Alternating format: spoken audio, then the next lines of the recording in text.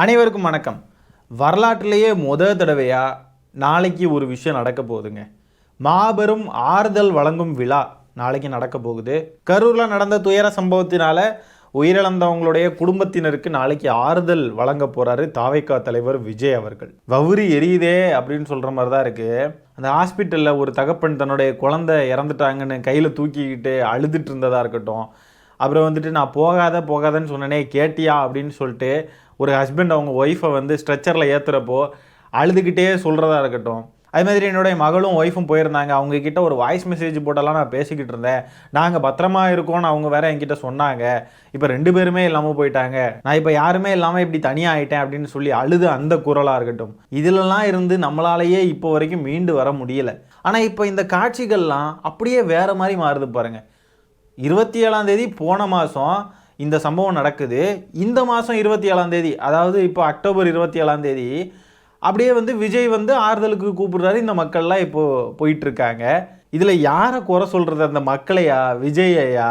இல்லைனா இவங்களுக்கெல்லாம் பகுத்தறிவுன்னு ஒன்று போய் சேராமல் சுயமரியாதைனா என்னன்றதே இவங்களுக்கெல்லாம் தெரியாமல் ஆயிருக்கு அப்படின்றதுனால இந்த சமூகமே இதுக்கு பொறுப்பேற்றுக்கணுமா? யாரை குறை சொல்கிறது அப்படின்றதே தெரிய மாட்டேங்குது. ஒருத்தரெல்லாம் பார்த்தீங்கன்னா நடக்க முடியாத ஒரு பேஷண்ட்டு, அவர் அந்த அது என்ன சொல்லுவாங்க, வாக்கரா, அது எனக்கு தெரில, அதோடைய பேர் தெரில, அதோடைய சப்போர்ட்டில் அவர் போகிறாருங்க. எதுக்கு அப்படி போகணும்? அது பிறகு குழந்தைய தூக்கிக்கிட்டு ஒரு பெண்மணி போகிறாங்க. மீண்டும் குழந்தைய தூக்கிக்கிட்டு போகிறாங்க பாருங்கள். எதுக்கு அப்படியெல்லாம் போகணும்? எனக்கு குழந்தை இருக்குது, நான் வரலன்னு சொல்லிட்டு வீட்டில் இருக்கலாம்ல. ஆனால் இதுலேயுமே பார்த்தீங்கன்னா அந்த 41 குடும்பத்தில் ஒரு 6-7 குடும்பங்கள் வரல அப்படின்ற மாதிரி தகவல் வந்துக்கிட்டு இருக்கு. அவங்க எங்களால் வர முடியாது அப்படின்னு சொல்லி நிராகரிச்சிருக்காங்க.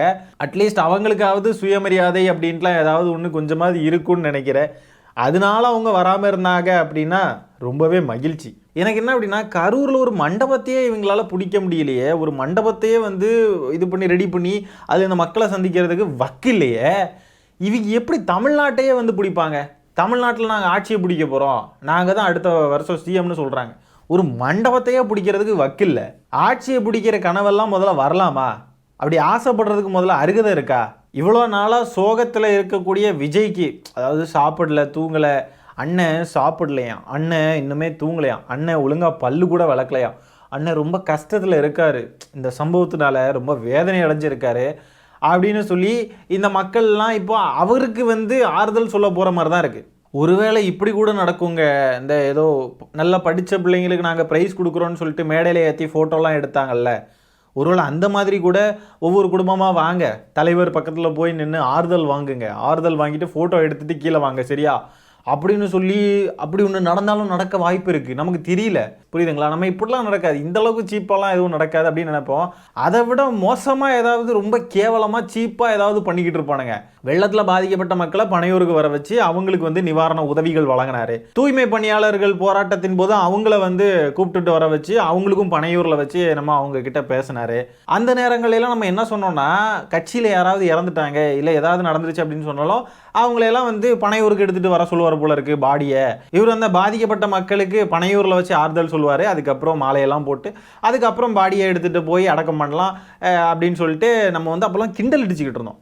அதை நக்கலாக பேசிக்கிட்டு இருந்தோம். ஆனால் ரியலாகவே அது நடக்குது பாருங்கள். இப்போ நம்ம இன்னொரு விஷயமும் கிண்டல் அடிச்சுட்டு இருக்கோம். அவரை எலெக்ஷன் நேரம் நெருங்குறப்போ எல்லாருமே எல்லா ஊர்களுக்கும் தொகுதியாக போய் பிரச்சாரம் பண்ணுவாங்க.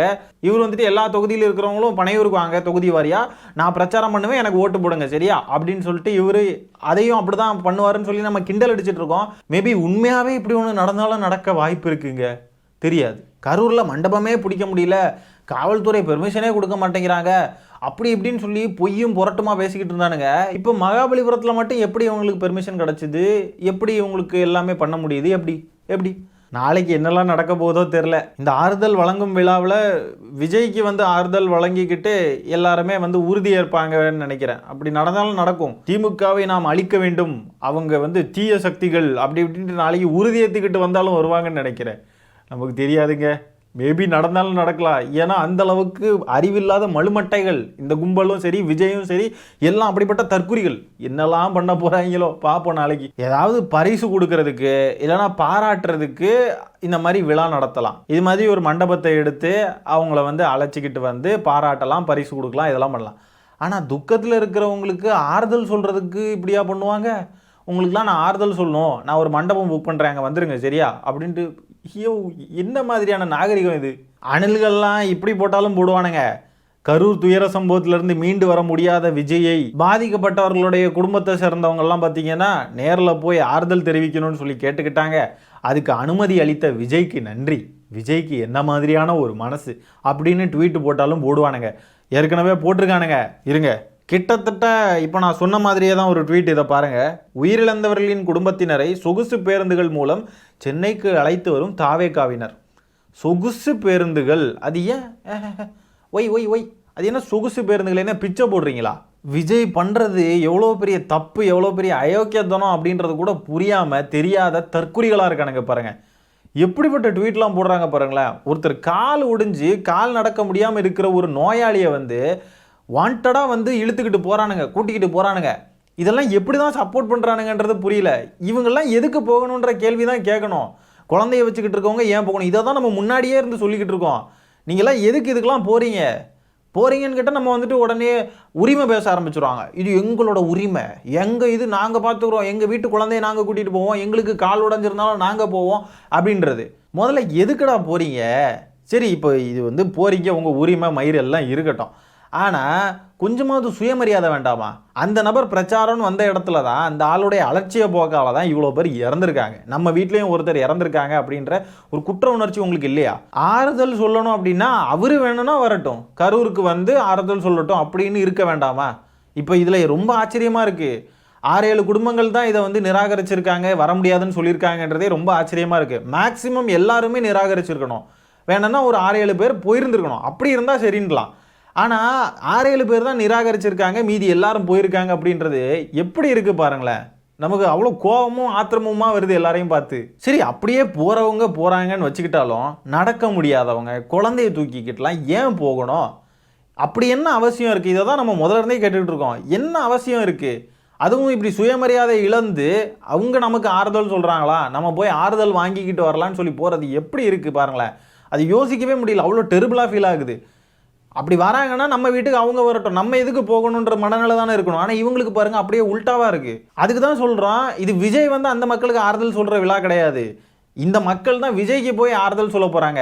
கவலைப்படாதீங்க, நீங்கள் தான் சிஎம் ஆக போகிறீங்க, திமுகவை நம்ம அழிக்கிறோம், ரெட் அண்ட் பிளாக்கை நம்ம வந்து எதாவது சொல்லுவாங்க இல்லையா, அந்த மாதிரி டயலாக் பேசிக்கிட்டு தான் வர போகிறாங்கன்னு நான் நினைக்கிறேன். நாளைக்கு இந்த மீடியா சேனல் கிட்டலாம் யாராவதுலாம் பேசுவாங்க, அதில் என்னெல்லாம் பேச போகிறாங்க, விஜய் என்னெல்லாம் பேச போகிறாரு, மேடையில் ஏறி ஃபோட்டோஸ்லாம் எடுப்பாங்களா, அப்படி பல கேள்விகள் இருக்குது. ஏன்னா ஒரு அறிவு இருக்கக்கூடிய ஒரு கூட்டம் இந்த மாதிரி ஏதோ ஒன்று பண்ணுறாங்க அப்படின்னா நமக்கு வந்து கொஞ்சம் ஓகே இப்படிலாம் நடக்காது அப்படின்ற ஒரு ஷுவரான ஒரு மனநிலை நமக்கு இருக்கும். ஆனால் இவங்கள பார்த்தா இவங்க எப்படி பேசுவாங்க, என்னெல்லாம் பண்ணாங்கன்றதை நம்ம கடந்த காலங்களில் பார்த்துருக்கோம்.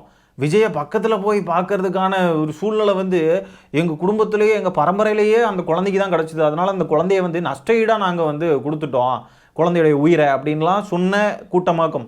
அப்படி இருக்கிறப்ப இவங்க நாளைக்கு என்னெல்லாம் பேசுவாங்க, நாளைக்கு என்னெல்லாம் நடக்கும் அப்படின்றதே வந்து தெரியல. நான்லாம் இந்த மாதிரி மகாபலிபுரத்தில் ஒரு ஹோட்டலில் இந்த மாதிரி பார்க்க போகிறாங்க, விஜய் வந்து இப்படிலாம் கூட்டிகிட்டு வர போகிறாருன்னு சொல்லி தகவல் வந்திருக்கு அப்படின்லாம் வந்துட்டு ஃபஸ்ட்டு நியூஸ் வந்ததை நான் பார்த்தப்போ இதெல்லாம் வந்து வழக்கம் போல் வரக்கூடிய தகவலில் இதுவும் ஒன்று தான் போல் அப்படின்னு நான் நினச்சிட்டு இருந்தேன். பார்த்தா உண்மையாலுமே அது நடந்துக்கிட்டு இருக்குங்க. இதில் வேறு டயலாக் வேறு, உங்களோட நிற்க, உண்மையாக நிற்க, உறுதியாக நிற்க. ஆமாம், பனையூரில் நிற்கிறேன், எல்லாரும் என்னை வந்து பார்த்துட்டு போங்க, உங்கள் விஜய் என்னை எல்லாரும் பனையூரில் வந்து பாருங்கள். இந்த மாதிரி ஒரு கேவலமான அரசியலை தமிழ்நாடு இதுவரைக்கும் பார்த்ததே கிடையாது. கொஞ்சம் கூட குற்ற உணர்ச்சியே இல்லாத ஒரு மாதிரிப்பட்ட வித்தியாசமான ஜென்மங்கள். இதுக்குள்ள விஜயோடைய பண திமிரு ஒளிஞ்சிருக்கு அப்படின்னு சொல்லி தான் நான் கருதுறேன். ஏன்னா தாவேக்கால இருக்கக்கூடிய எத்தனையோ பேர் வந்து சமீப காலங்களில் இறந்துருக்காங்க, அதுக்கு முன்னாடியும் இறந்துருக்காங்க, விஜயோடைய ரசிகர்கள் இறந்துருக்காங்க, இந்த மாதிரிலாம் பல பேர் இறந்துருக்காங்க. அவங்களுடைய வீடுகளுக்கெல்லாம் விஜய் ஒரு தடவையாவது போயிருக்காரா? ஆறுதல் சொல்கிறதுக்கு ஒரு தடவையாவது போயிருக்காரா? போனதெல்லாம் பார்த்தீங்கன்னா புஷி ஆனந்த் போயிருக்காரு. விஜய் போயிருக்காரா? போனது கிடையாது. ஆறுதல் சொல்லியிருக்காரா? சொன்னது கிடையாது.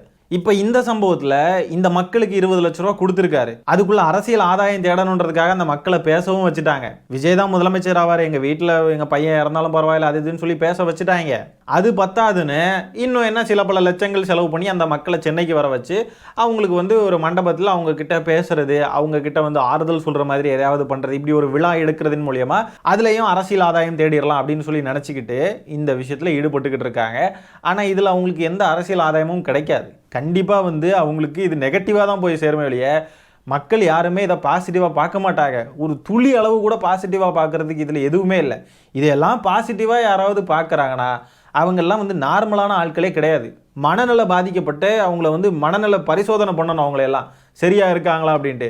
20 லட்ச ரூபா கொடுக்குறோம், மகாபலிபுரம் வரைக்கும் வந்துட்டு போக மாட்டாங்களா அப்படின்ற ஒரு பணத்திமிரு தான் வந்து விஜய்கிட்ட இருக்கிறத இங்கே பார்க்க முடியுது. பஸ்ஸு ஏறி 8 மணி நேரம் 9 மணி நேரம் ட்ராவல் பண்ணி ஒரு இடத்துக்கு போய் அங்கே போய் ஆறுதல் வாங்கிட்டு திரும்ப ஒரு 8 மணி நேரம் 9 மணி நேரம் ட்ராவல் பண்ணி வீட்டுக்கு வர போகிறாங்க.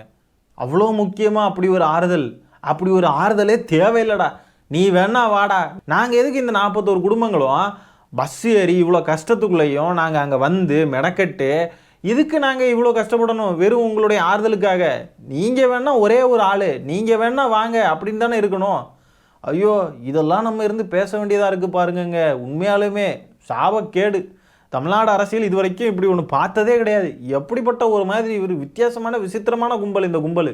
இது வரைக்கும் தமிழ்நாடு அரசியலில் ஒரு வினோதமான சம்பவம்லாம் நடந்திருக்கு அப்படின்னா இந்த நாம் தமிழர் கட்சி நடத்தின இந்த மரங்களின் மாநாடு, கடல் மாநாடு ஏதோ நடத்த போகிறாரா அப்படி இப்படின்லாம் நம்ம வந்து அதெல்லாம் பார்க்குறப்போவே என்ன இதெல்லாம் அரசியலை என்ன விசித்திரமாக ஏதோ பண்ணிக்கிட்டு இருக்காரு அப்படின்னு நம்ம நினச்சிக்கிட்டு இருந்தோம். அதையெல்லாம் போட்டு பயங்கரமாக கிண்டல் அடிச்சுட்டு இருந்தோம். ஆனால் அதை விட பெரிய தற்குறி குரூப்பு, பெரிய தற்குறித்தனங்கள் எல்லாமே இங்கே நடந்துக்கிட்டு இருக்கு. அங்கே ஆடு மாடு மாநாடு, மரங்களின் மாநாடுன்னு நடத்துகிறப்போலாம் நம்ம எப்படியெல்லாம் அதை பார்த்தோம். என்ன இதெல்லாம் அரசியலை என்ன பண்ணிட்டு இருக்காரு நமக்கு இருந்துச்சு. ஆனால் இங்கே பாருங்களேன், பாதிக்கப்பட்டவங்கள தன்னுடைய வீட்டுக்கு கூட்டிகிட்டு வந்து இங்கே வாங்க நான் உங்களுக்கு ஆறுதல் சொல்கிறேன்னு சொல்கிறதெல்லாம் என்ன மாதிரியான அரசியல்? இதெல்லாம் நம்ம பார்த்துருக்கோமாங்க? இருக்கிறதுலே கேடுகட்ட தற்குறித்தனமான ஒரு என்ன சொல்கிறது, ஒரு ரொம்ப மோசமான ஒரு மலுமட்டத்தனமான ஒரு கும்பல்னால் இந்த கும்பல் தான். அப்படி ஒரு கேடுகட்ட அரசியல் செஞ்சுக்கிட்டு இருக்கு இந்த தாவேகான்ற கட்சி.